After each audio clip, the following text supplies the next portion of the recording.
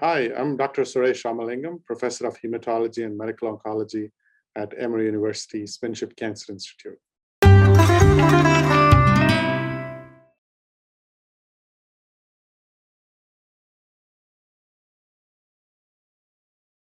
Well, this question comes from the fact that recently the FDA has approved osimertinib as adjuvant therapy for early-stage non-small cell lung cancer.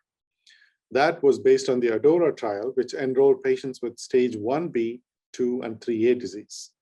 And these patients underwent surgery, and if they were candidates for chemo, they were offered chemotherapy. And after they had finished adjuvant chemotherapy, they were randomized to osimertinib or not.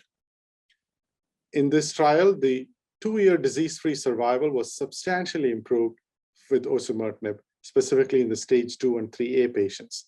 The hazard ratio was 0.17.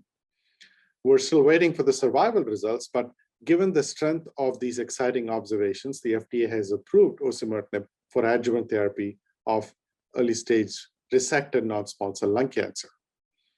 We also saw that the time to development of brain metastases was substantially improved with osimertinib as adjuvant therapy. So there's no question that osimertinib merits consideration in the adjuvant therapy of stage 2 and 3A disease in my mind. The question is, for stage 1 patients, should we use osimertinib if they have an EGFR mutation? Well, the stage 1 patient population has a 5-year survival rate with surgery alone of anywhere from 65 to 70%.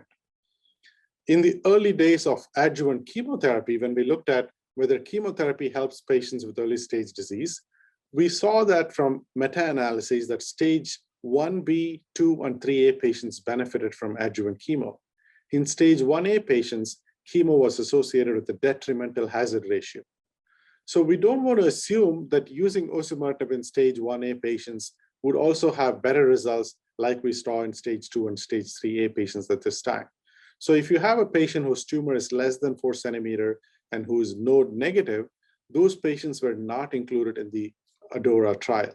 So my suggestion would be not to give routine EGFR TKI therapy for stage 1 patients. For a stage 2 and 3A setting, absolutely, I would have a conversation with the patient. There are some who believe that we need to wait until the survival results are available from ADAURA before we can use it for every patient. In my view, that is clearly a purist view of looking at randomized trials in the early stage setting. However, given that we saw very robust hazard ratio for disease-free survival, I'm optimistic that this will translate into overall survival results.